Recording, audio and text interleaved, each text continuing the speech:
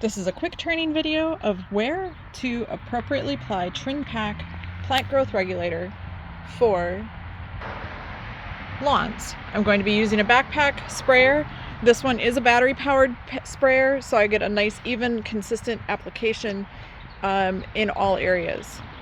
My backpack sprayer holds 4 gallons, and I'm going to walk at a normal walking speed, holding the wand above the ground just a few inches so that my spray pattern is about 12 inches wide. Areas that I'm going to concentrate are on the edges of driveway pavement, under low-hanging boughs of evergreen trees.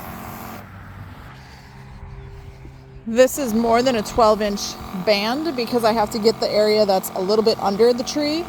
And I'm going to come out just to the drip line because I know that the mower deck can reach underneath the boughs of the evergreen tree, but I don't want the operator of the lawnmower to have to get so close that they are either breaking branches or getting their arms scraped.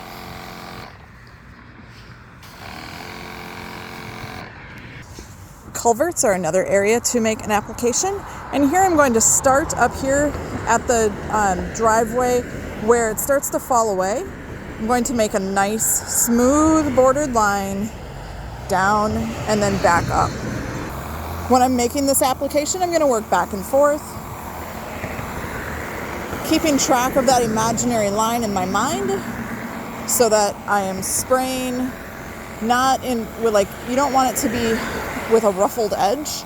So a nice little cleanup pass all the way up to here, and I am spraying into the area that I want to control.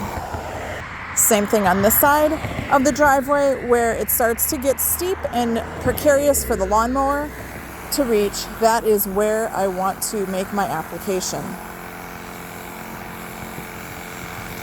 I'm coming out a few feet in front of that drain pipe, again, so that the lawnmower deck does not need to get close to that. I don't want to damage the lawnmower deck. I don't want to damage the pipe.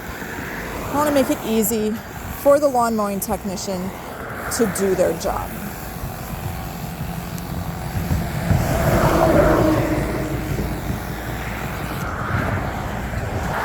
Here with a post, this could be a tree trunk also, I'm going to make it again so that the lawnmower can approach this, come out and around, go back up, and continue on. This culvert looks like it has a low squishy area back several feet. I'm going to include the entire area in my spray. So I'll be working from about 30 feet all the way up to that the pipe there, and then up and around over the top of the pipe.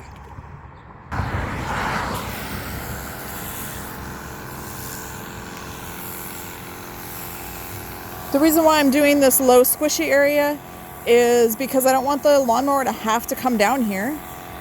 I don't want the person that's trimming the lawn to have to walk back all the way here just to trim this area.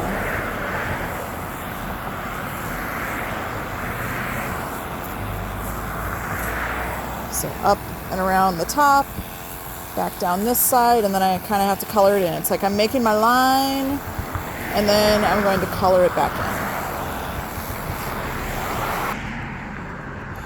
Areas like this, even though the lawnmower can get quite close to them, we don't want to hurt the deck of the mower.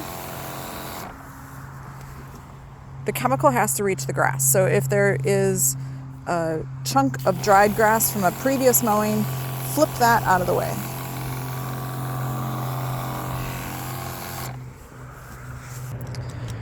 Acute angles are also a little tough for the lawnmower to get into. So looking at how this curb comes around to a sidewalk and then back up, I'm just going to round this off. Basketball hoops are another common one to spray around. Again, just triangle out, round off the turf area right through here.